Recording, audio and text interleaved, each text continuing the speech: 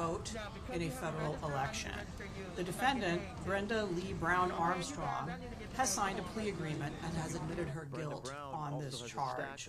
According to the plea agreement, and my colleague Bill Asaley will be able to answer any specific questions about it, she worked as a petition circulator, aka signature gatherer here in Los Angeles for approximately 20 years.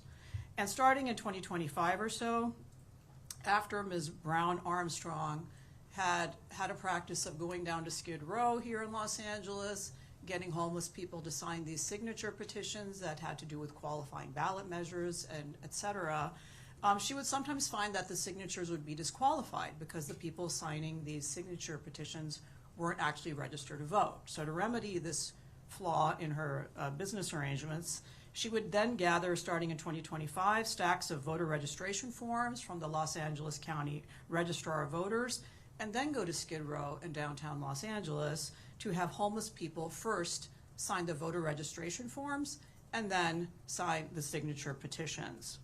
And she did this in exchange for cash and other items of value, inducements both for the voter registration and for the signature petitions.